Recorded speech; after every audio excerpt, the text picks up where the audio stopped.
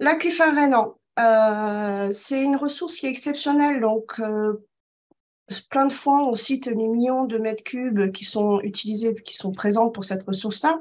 Mais en fait, ce qui est le plus important, surtout, c'est que c'est une ressource qui est extrêmement utilisée du fait qu'elle est peu profonde et qu'elle est très facilement accessible. Et donc, elle est exploitée, c'est 80% des usages de l'eau, c'est l'eau souterraine en Alsace, liée à l'aquifère rhénan. Et dans le cas particulier dont je vais vous parler, en fait, on a tout un secteur de la plaine centrale d'Alsace où on a la présence de rivières qui sont appelées localement des rivières phréatiques. Alors, en tant qu'hydrogéologue, des fois, on tilte un peu sur ce terme, mais finalement, c'est pas un si mauvais terme parce que ce sont tout simplement des résurgences directes de la nappe d'Alsace.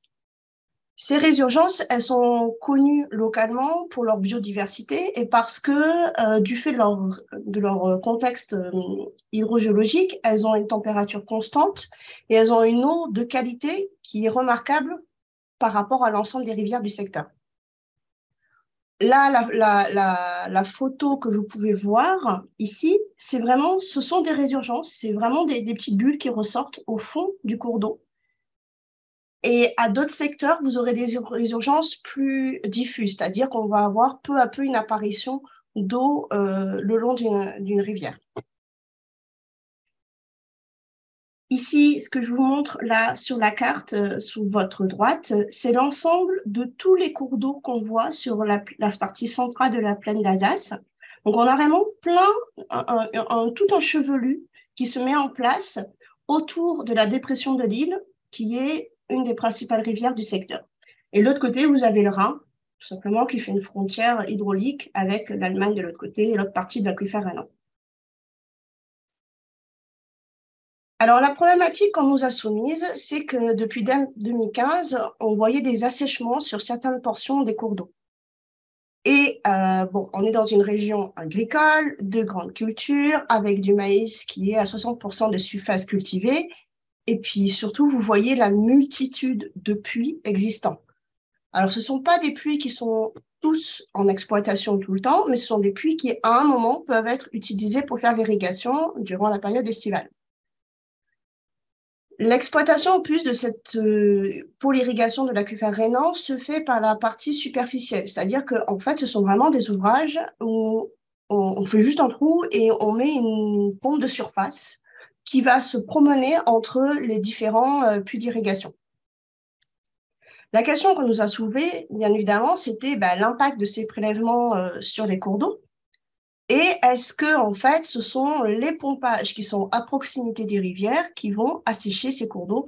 Ce qui, naturellement, on aurait tendance à dire oui, voilà, on est sur des alluvions et quel est l'impact des pompages à proximité?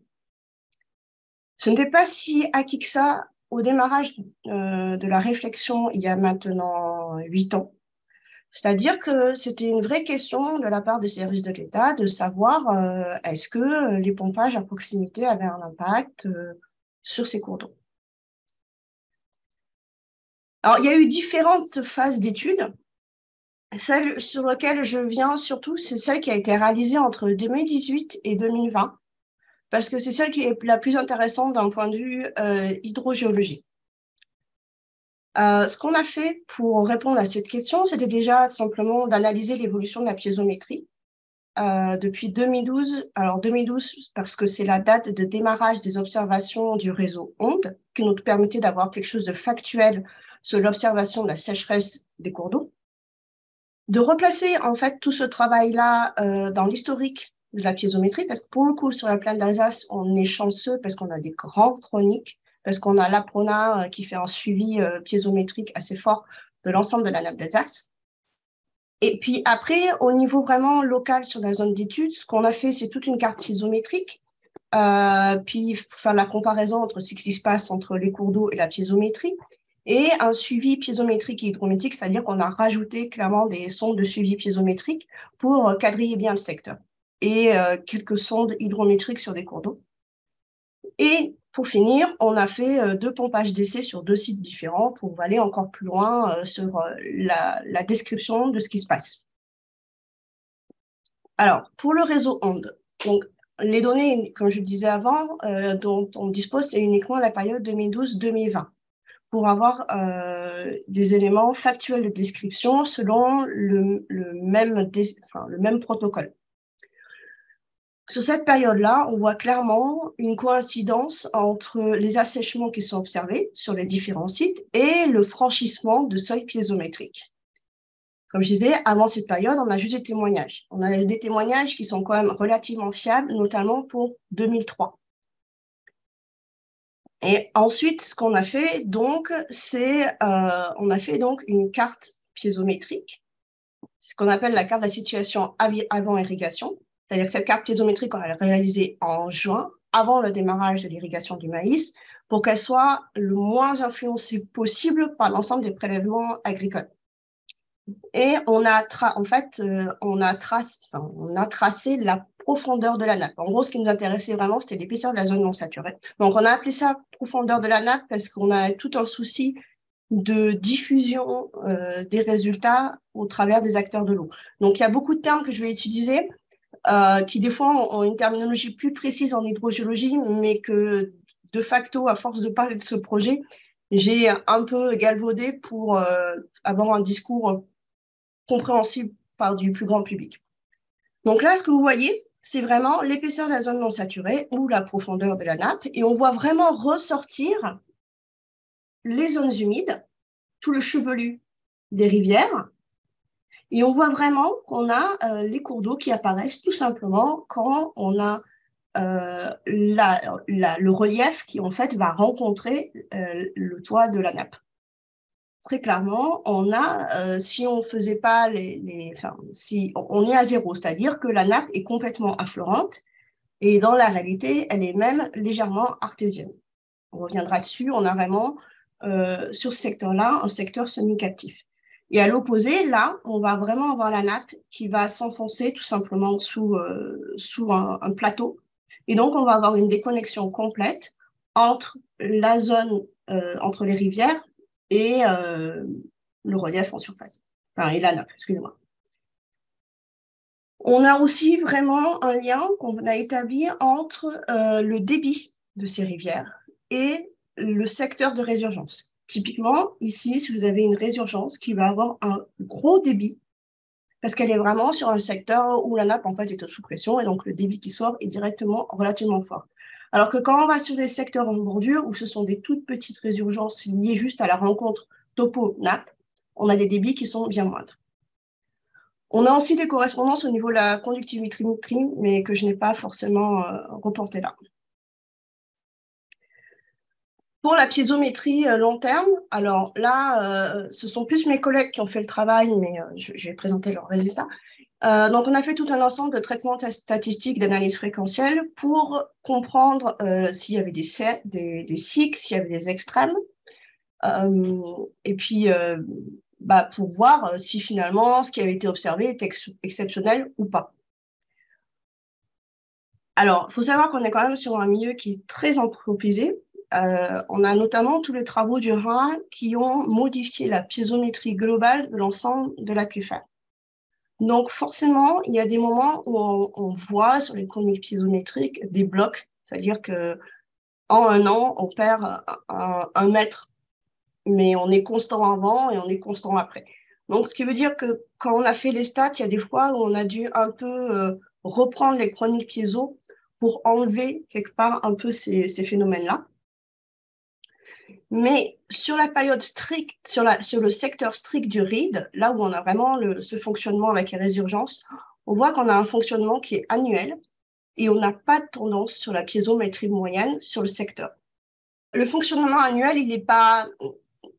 En fait, il se comprend assez bien. On est dépendant de l'île et en plus, on a un soutien d'étiage qui va faire que de facto, même s'il y avait des phénomènes un peu plus long terme ou plus inertiels, ils seraient masqués de toute manière par les fonctionnements anthropiques. Ce qui est important quand même, c'est de voir qu'on n'a pas de tendance sur la piézométrie moyenne. Donc, on a bien des assecs que je vais relier plus tard à des pics d'étiage en estival, mais sur la valeur moyenne de la piézométrie, on n'a pas de tendance. Donc, on n'a pas de déficit ou d'effet changement climatique comme justement on pourrait le supposer. Par contre, voilà, très clairement, depuis 2015, et là vous avez 2003, et avant on avait 1976 sur d'autres chroniques, on voit clairement les pics qui apparaissent de plus en plus en période estivale, et j'ai rajouté 2022, bien évidemment, post-fin d'études, pour montrer où on arrive. Et là, on arriverait à un équivalent des sécheresses historiques, donc de 1976. Sauf que là, finalement, la sécheresse, elle n'est pas vraiment hydrogéologique, elle est vraiment liée à juste un pic en étiage. Et donc, on est allé plus loin dans l'analyse de ces pics. Et ce qu'on voit, en fait, c'est vraiment la période d'irrigation. Donc, le pic, c'est cela, sur 2 chroniques piézométriques différentes, qu'on voit apparaître en période estivale. Alors, un des problèmes qu'on a sur la plaine d'Alsace, c'est qu'on ne dispose pas des données de prélèvement d'irrigation au point. Donc, il est extrêmement compliqué de faire des calculs usuels de rabattement ou de modélisation ou quoi que ce soit parce qu'on ne connaît pas cette donnée-là. Elle est déclarée annuellement pour l'Agence de l'eau, au siège social de l'agriculteur, mais pas du tout au point de prélèvement. Ça fait qu'on se retrouve avec des volumes très forts d'irrigation sur Strasbourg, par exemple, mais absolument pas en plein champ. Donc, on a un peu détourné une méthode qui était développée par les collègues plutôt dans justement une notion de sécheresse hydrologique. Et on a essayé de comparer un autre signal qui aurait été plus naturel. Et on a utilisé ce qu'on appelle les courbes de décharge ou les courbes de récession utilisées en hydrologie. Parce que grâce aux sécheresses, pour le coup, on avait des périodes où on voit bien comment pourrait se décharger la nappe en dehors de toute période de pluie ou de prélèvement. Et donc, on a reporté ces courbes de décharge sur la période d'irrigation pour juste, en fait, comparer qu'est-ce qu'il y aurait en termes de prélèvement et qu'est-ce qu'il y aurait en termes de décharge naturelle. Un autre indicateur quand même très fort des pompages, c'est la forme des... en fait, je ne montre pas sur mon écran. C'est la forme de la courbe de piezo quand on arrête le pompage. Alors, justement, la grande discussion, c'était mais non, c'est pas l'arrêt des pompages, c'est parce qu'il a plu. C'est la réalité, hein, on arrête d'irriguer parce qu'il a plu. Mais la forme de la courbe, elle ne correspond pas à un pic comme on peut avoir ici. Justement, on a eu un orage. On voit bien ici une remontée et on redescend directement. Ou même ici, en début de saison, on voit bien qu'on a un apport de pluie, puis après l'aquifer rhénan qui va se décharger tout simplement. Là, on voit bien qu'on a en fait le début d'irrigation, on va baisser sous l'effet des prélèvements. Et là, on a une remontée, et ça, c'est clairement la forme d'une remontée de pression telle qu'on la voit à la fin d'un essai de pompage, quoi, naturellement. Et en plus de ça, on voit bien qu'une fois que la saison de prélèvement est arrivée, ici, il n'y a pas de pluie, hein, on est sur un automne sec, et on a globalement une stabilisation du niveau piéton. Donc, vraiment, c'est ce phénomène, une de ces observations-là qui nous a poussé à aller plus loin encore. Et donc, on a mis en place 2 pompages d'essai donc, en septembre, donc fin de période sèche, on va dire. Parce que cette année-là, on était 2019, on était quand même encore un peu en sécheresse. Alors, sécheresse au sens météorologique, pas forcément hydrogéologique. Et donc, on a mis en place 2 essais de pompage sur 2 contextes un peu différents. Donc là, on est vraiment en zone humide, aquifer rhénan complètement affleurant. Et ici, aquifer rhénan à une profondeur de 2-3 mètres. Les sols sont aussi différents entre les 2 contextes. Et voilà, les 2 contextes sont différents. Et en plus de ça, la baisse de la piezo ne se fait pas tout à fait de la même manière de ce côté-là et de ce côté-là. Donc voilà, c'était un peu histoire d'avoir 2 pendants qui représenteraient à peu près tout l'aquifer rhénan. Donc là, l'image que vous voyez, c'est celle du site qui est ici. Donc on est en plein champ, hein, vous voyez, milieu agricole 100%. Les résurgences, elles sont ici. Donc, c'est un ensemble de résurgences qui apparaît dans ce bosquet-là, qui est protégé d'un point de vue Natura 2000 et tout, et les conservatoires des cités alsaciens. En fait, ici, on voit un cours d'eau, mais ici, c'était complètement à sec. Et ici, en fait, le vrai cours d'eau, il commence ici et il se prolonge ici. Vous avez l'île qui est pas très, très loin et d'autres phréatiques qui apparaissent dans le secteur. Et alors, le premier résultat qui n'était pas le plus important pour l'étude, mais qui faisait plaisir, on va dire, d'un point de vue hydrogéologique, c'est qu'on a une vraie correspondance entre ce qu'on avait compris du fonctionnement, c'est-à-dire qu'il est bien semi-captif ici. Donc ici, on a bien un coefficient d'emmagasinement qui est de l'ordre 10-3 sur ce secteur-là. Donc on a bien en lien avec les petites bulles qu'on voyait en résurgence apparaître. Et ici, on est sur un fonctionnement beaucoup plus libre, on est sur des sols qui sont beaucoup plus sableux, et donc il n'y a pas du tout cette espèce de petite chape ici qu'on a avec du limon. La grosse surprise, elle est sur la transmissivité. On a eu quelque chose qui était 10 fois supérieur aux valeurs connues usuellement dans le secteur, sachant que les valeurs connues, en fait, elles étaient sur les forages AEP qui sont plus profonds, qui vont plutôt capter à partir de 10 mètres jusqu'à 80 mètres de profondeur. Et là, nous, on a fait des essais de pompage vraiment sur la partie superficielle. Donc, le forage faisait entre 3 et 5 mètres sur les deux sites différents. Et on est arrivé à des valeurs de 0,1 à 0,3 mètres carrés seconde. Autant dire que c'est un peu de la folie quand même. Moi, j'avais jamais travaillé avec des valeurs aussi hautes en transmissivité.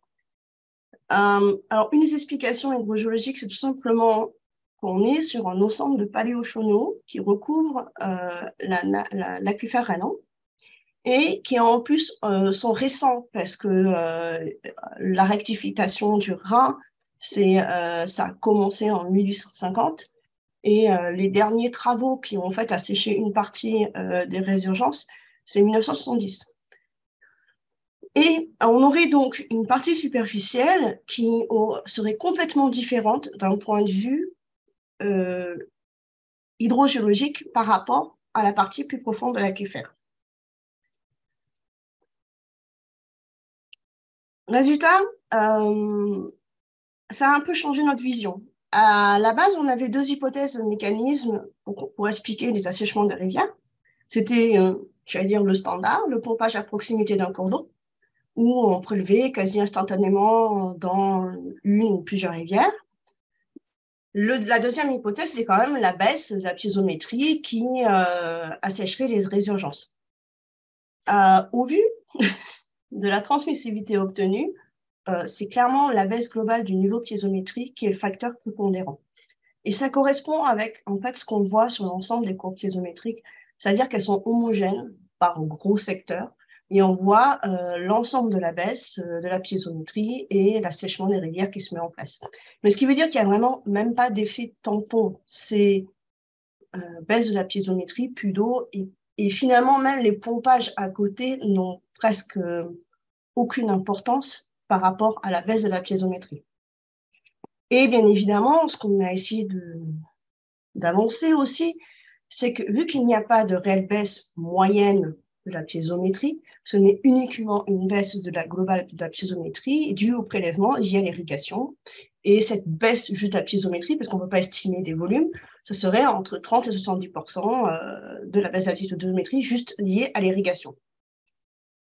Donc forcément, ces résultats-là ne sont pas faciles à faire passer. Alors, ce qu'on a fait, c'est qu'on a proposé des éléments de gestion au service de l'État sur la base de ces résultats. Alors, en premier, c'était une carte de vulnérabilité, notamment parce qu'initialement, c'était ce qui était un peu prévu. On était sur cette notion de protection de la bordure du cours d'eau. Et donc, on nous avait demandé une carte de vulnérabilité. Donc, celle-là, on l'a proposée en fait en travaillant sur la notion justement de profondeur et en se disant, voilà, quand vraiment on sait que déjà le débit est faible parce qu'un nappe est déjà un peu loin, ça veut dire que ce cours d'eau, très rapidement, il va être asséché si on baisse un peu la piézo, alors que si on est sur des secteurs vraiment humides, on va dire que le cours d'eau va un peu plus résister à une baisse de la piézométrie.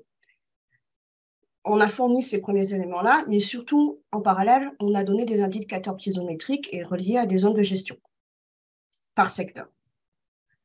Or, il faut savoir que sur l'aquifer rhénan, il n'existe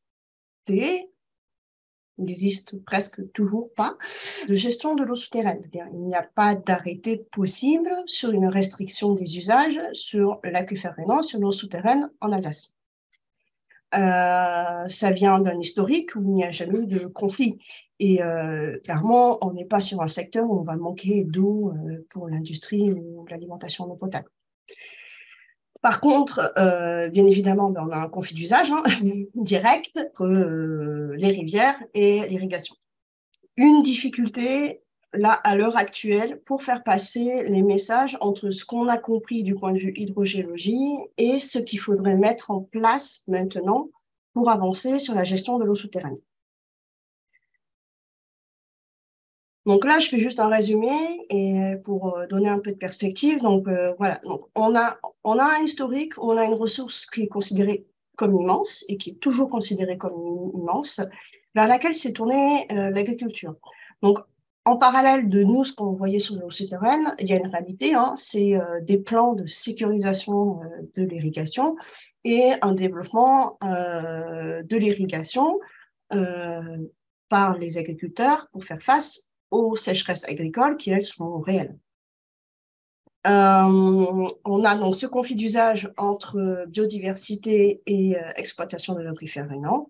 Et on a une vraie difficulté d'appropriation des nouveaux éléments par les acteurs de l'eau qui sont un peu démunis parce que n'ayant pas du tout cette culture de la gestion de l'eau souterraine, il y a tout à faire. Pour aller un peu plus loin, les rivières, finalement, c'était facile à quantifier parce que c'est visible, parce que tout le monde le voit, et donc c'est facile d'avoir l'alerte. Bien évidemment, nous, derrière, on s'est demandé aussi quid des zones humides et la qualité de la nappe. C'est-à-dire que, par exemple, le conservateur botanique a commencé à nous dire, mais nous, on a des prairies humides donc qu'on a vu disparaître sur les dernières années. Donc, pareil, la question va être, est-ce que c'est uniquement lié aux canicules ou est-ce qu'il y a quelque chose qui est lié à l'eau souterraine? Et bien évidemment, quid des autres secteurs géographiques? Parce que finalement, sur ce secteur-là, RID, on a le soutien d'étiage de l'île qui fait qu'on va rester sur un comportement annuel et on n'a pas de baisse globale de la piézométrie.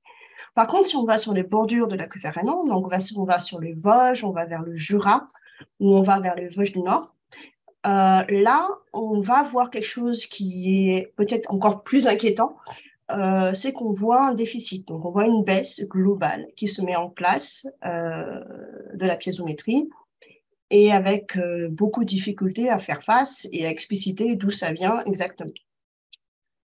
Voilà. Pour la suite, au cas où il y a un rapport qui existe, de toute manière, il sera dans le PPT que j'enverrai, donc il sera à disposition. Concernant ce secteur, il me souvient qu'au nord de Colmar, il y a une station de l'INRA qui avait, dans les débuts des années 90, mis au point un logiciel qui déclenchait chez les agriculteurs, en particulier pour le maïs, des indications concernant la période exacte, au jour près, à l'heure près, d'utilisation de l'eau d'irrigation pour les cultures. Ça, c'est un premier point. Ça veut dire que vous pouvez maîtriser par l'intermédiaire de l'INRA les épisodes qui ont été, disons, indiqués aux agriculteurs pour cette irrigation. Ça, c'est un point important. Alors, je ne sais pas si vous l'avez oui, on a ces données-là. Le deuxième point, ce qui m'étonne dans la partie au nord concernant la zone libre, vous parlez de chenaux. Et ces chenaux, donc, ils sont en général grossiers. On a la même chose ici dans la vallée du Haut-Doubs, là, dans le Doubs. Quand on réalise un essai de pompage, s'il y a une influence, une transmissivité très forte, ça veut dire aussi que vous avez peut-être un effet de seuil avec une limite d'alimentation. Est-ce qu'à long terme, vous avez vu apparaître cette limite d'alimentation? Oui, on a vu les limites d'alimentation. En fait, clairement, on a eu une stabilisation. On a calculé la transmissivité, donc vraiment sur la première partie, et au bout de 12 à 13 heures, je ne sais plus exactement les horaires, On a apparition et puis là, on stabilise complètement et en fait, on était complètement connecté à l'île. Et ça va avec les valeurs de transmissivité qu'on sort. C'est-à-dire qu'on s'est calé sur deux choses, la pente, bien évidemment, mais on s'est aussi calé sur la rapidité à laquelle on avait stabilisé et atteint les rivières à côté. Et est-ce que vous avez évalué le débit d'alimentation donc de votre forage d'expérimentation, de pompage? Quel est le débit d'alimentation qui vient à travers justement cette zone hein, pour avoir une idée un peu du débit qui est amené Non, parce que je pense qu'honnêtement, on ne maîtrisait pas assez l'ensemble des paramètres pour donner Oui, quelque mais chose. Alors, le problème, c'est que déjà, on n'aura pas qu'une limite, on en aura plusieurs. Et on est sur un secteur assez hétérogène. C'est-à-dire qu'on sait qu'on a des chenaux, mais honnêtement, savoir dans quelle mesure ils ont orienté les chenaux et savoir si finalement notre cône il était plus vers l'un ou vers l'autre. Initialement, on avait fait des calculs théoriques avec d'autres valeurs de transmissivité, justement, de prélèvements en rivière liés à un pompage à proximité. Mais on a eu des résultats qui étaient tellement différents, en fait, de ce qu'on a prévu initialement que pour nous, on a foncé sur la partie la plus importante qui était finalement proposée à la fin des indicateurs de gestion. On est sur deux éléments très locaux. Je dirais que c'était presque une erreur depuis le début d'avoir accepté que les services de l'État et tout le monde voulaient avoir justement l'estimation du volume prélevé sur les rivières. Tout le monde était focus sur ça et tout le monde, il à vrai dire, encore un peu focus sur ça. Alors que nous, ce qui est important et ce qu'on a compris après ces essais de pompage et puis l'ensemble de tout ce qu'on a regardé, à l'échelle globale de la zone d'étude, on s'en fiche en fait de ce qu'un pompage va prendre sur la rivière. Dans tous les cas, même avec les hypothèses qu'on avait fait avant, où on pourrait refaire les calculs avec Alain, c'est ridicule par rapport à finalement oui. l'impact global d'assèchement des rivières. Et donc, on n'a pas poussé parce que finalement, ça n'avait pas de sens par rapport à notre objectif final de l'étude. Oui. Alors, j'ai une troisième question, puis j'en arrêterai là. C'est une région où il y a énormément eu d'exploitation de graviers, avec des gravières qui descendaient jusqu'à 80 mètres de profondeur. Et il y a donc des gravières anciennes qui sont colmatées, d'autres semi-colmatées, d'autres peut-être encore actives, je ne sais pas. Est-ce que vous avez pu observer des variations de niveau entre les gravières colmatées, moyennement colmatées et actives? Est-ce qu'il y a également une répercussion de cette sécheresse On ne les a pas regardées spécialement. Les gravières, elles sont plus de l'autre côté de l'île ou plus au sud.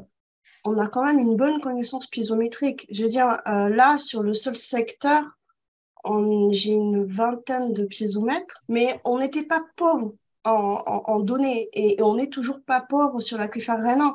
Je veux dire, l'aquifère rhénan, on a 160 points de suivi piézométrique. Oui, c'est pas mal. On est loin d'être les plus démunis. La difficulté, c'est vraiment l'anthropisation du système. On a le Rhin, on a plein d'aménagements, on a plein de soutiens d'étiage, on a plein de canaux. Et donc, quand il faut commencer à interpréter, ben voilà, il faut adapter les outils existants pour pouvoir travailler. J'ai bien entendu le fait que ergoter sur les pompages d'essai, ça n'avait pas grand sens du point de vue des besoins opérationnels et des finalités du projet. Hein, je l'entends bien. Néanmoins, je voulais y revenir juste une seconde parce que j'ai peut-être le sentiment qu'il y a deux configurations un peu sur le plan un peu théorique. Une première configuration où on aurait des pompages agricoles qui se situe en bordure d'un cours d'eau qui a un débit significatif et qui est alimenté par l'amont. Et là, on aurait une vraie limite à potentiel imposé, comme dans les livres. Hein, on pompe et puis on va générer un flux du cours d'eau vers la nappe, hein, pour proparter du moins. Et puis la deuxième configuration que vous nous avez montrée, où on se situait à proximité d'une émergence là, semi-captive, là, où finalement, quand on pompe à proximité d'une source, on a exactement le même signal de potentiel imposé, mais la simple différence, c'est que l'eau que théoriquement on fait rentrer dans l'aquifère, en fait, c'est le débit en moins qui sort de la source vers l'extérieur. Si je me souviens bien l'analogie qu'il y avait à l'époque. Je ne vous cache pas que quand on a interprété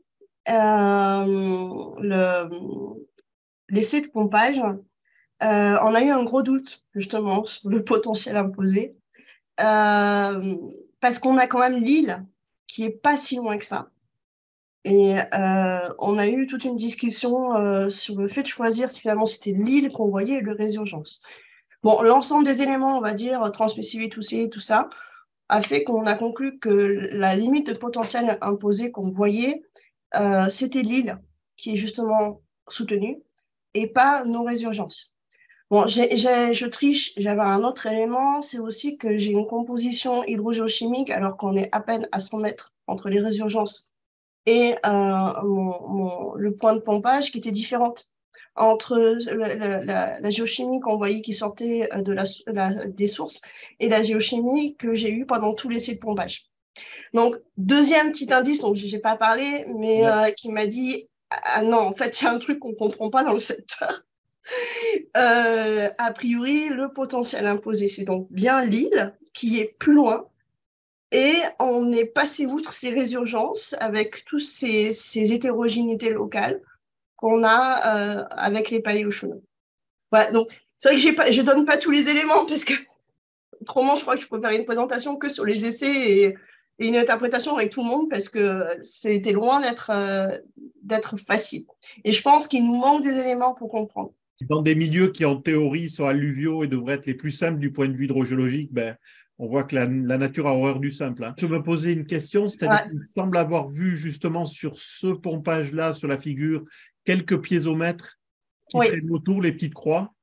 Et donc, est-ce que vous avez pu dresser une sorte de carte piézométrique qui aurait pu corroborer On avait nivelé, on avait fait ce qu'il fallait, mais puis de manière, on a travaillé en rabattement, donc voilà. Mais il n'y avait pas d'hétérogénéité comme justement on a vu sur la géochimie.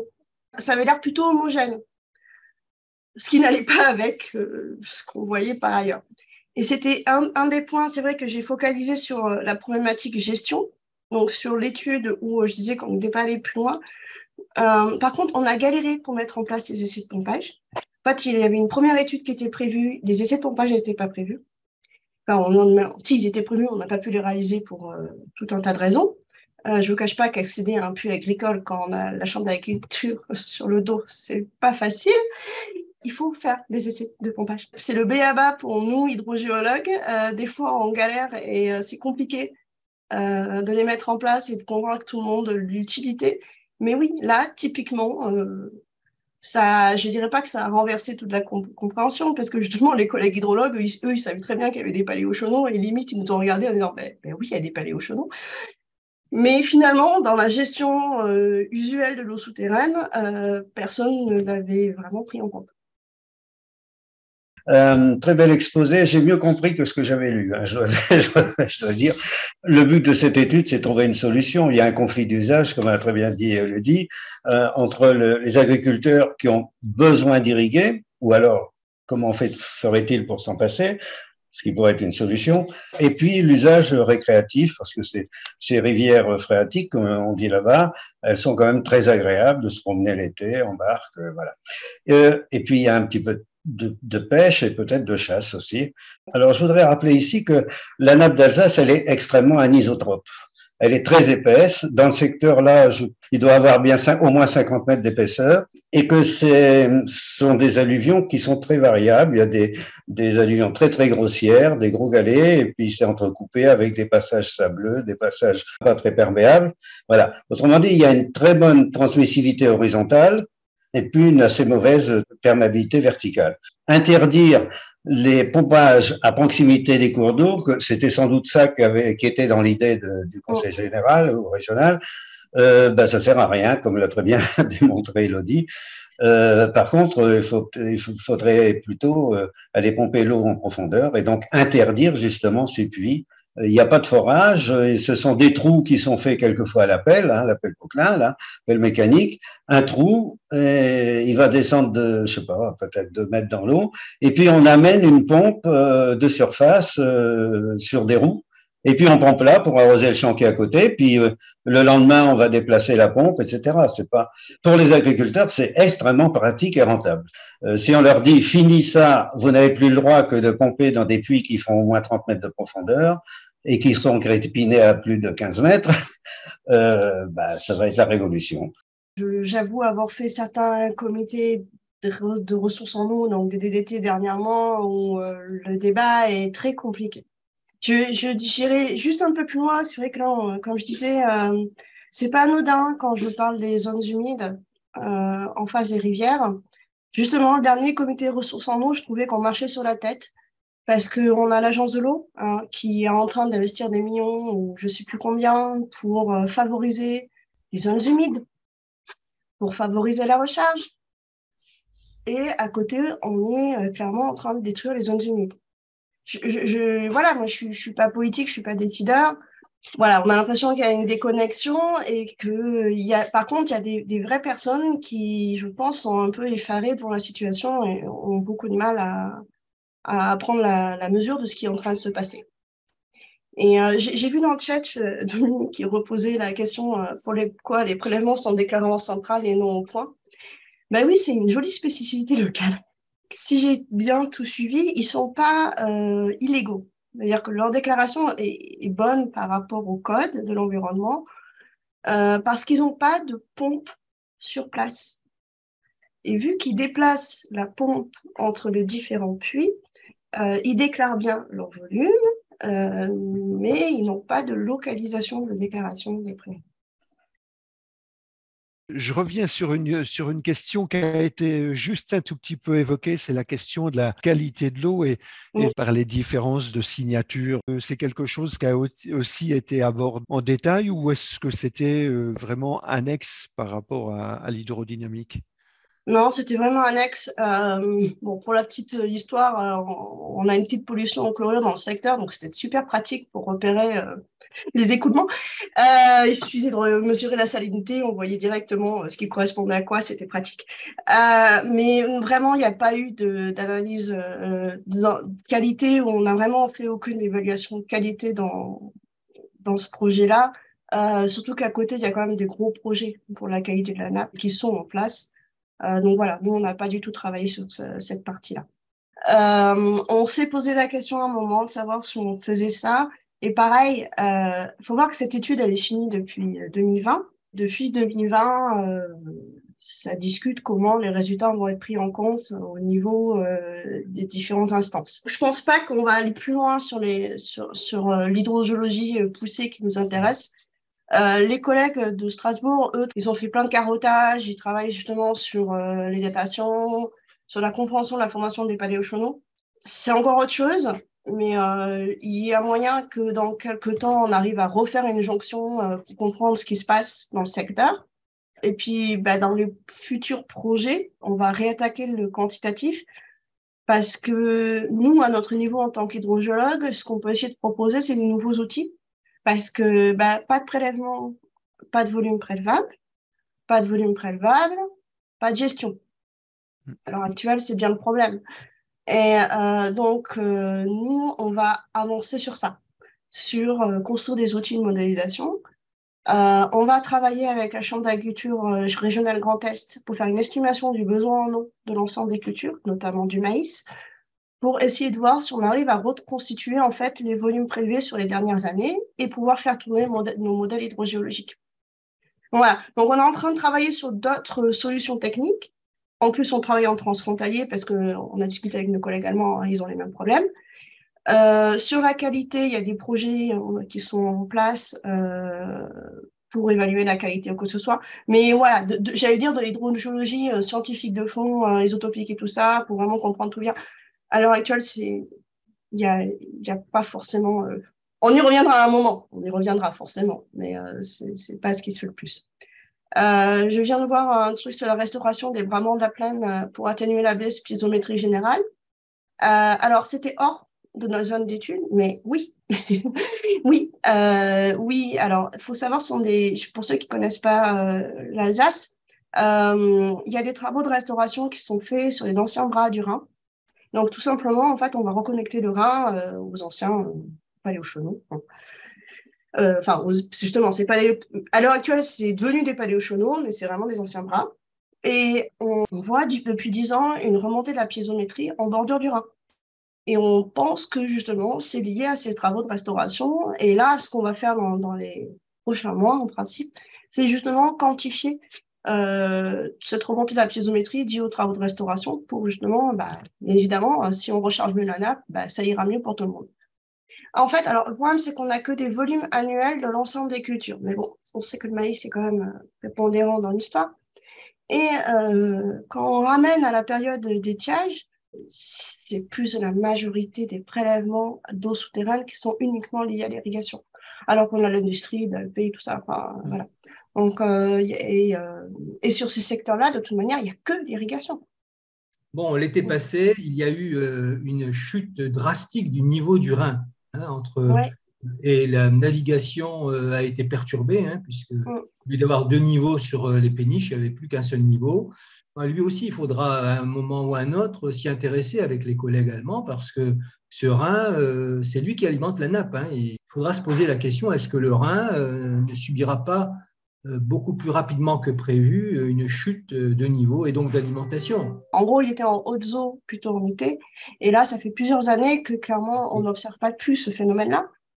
Alors après, bien évidemment, comme je disais, il y a le changement climatique, il y a les glaciers. Mais si on va plus loin, il y a la Suisse, il y a la gestion des barrages, il y a la gestion de toutes les retenues en amont que la Suisse essaye de mettre en place parce qu'eux aussi ont des problèmes. Donc oui, je pense qu'on va pas s'amuser dans les prochaines... Enfin, on va s'amuser dans les prochaines années. Ça dépend du point de vue qu'on prend. Des fois, je bénis le fait qu'on soit dans un endroit où on n'a jamais de problème d'AEP et des fois, je maudis parce que je crois que c'est ce qui fait bouger les gens.